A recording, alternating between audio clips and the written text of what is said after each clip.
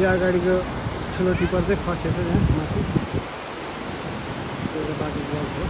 हाम्रो गाडी चाहिँ हुन्छ हुन्छ यो गाडी माथि बसेर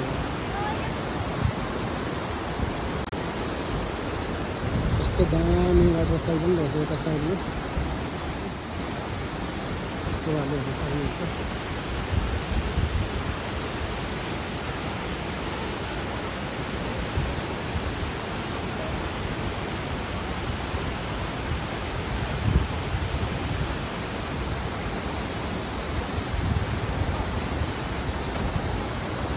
मान्छेहरू चाहिँ पुरै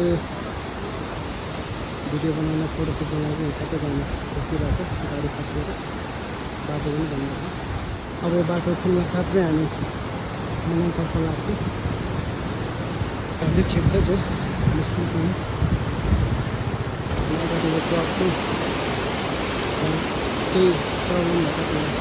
बिग्रियो जस्तो छ बाटो ब्लक भएर हामी बसिरहेको छ बाटोको साइडमा पनि सबै मिठो नेचुरल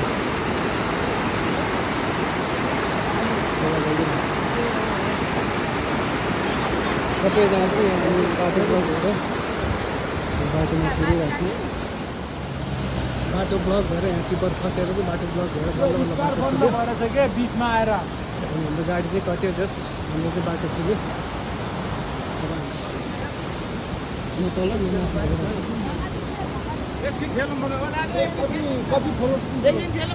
मनाङ जाने क्रममा एउटा गाडी चाहिँ बाटोमा फसिरहेको छ सबैजना सहयोगको लागि त्यो गाडीलाई ठेलिरहेको छ हाम्रो नवीन सर भयो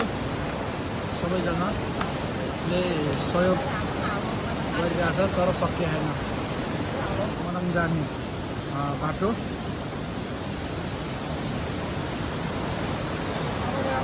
अनि यो हाइड्रोको एउटा गाडी चाहिँ फसेर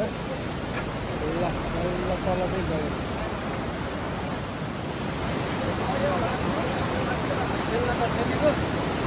स्टार्ट त बस्थ्यो तर गाडीकै प्रब्लम होला सकिएन गाडी स्टार्ट पनि हुन्न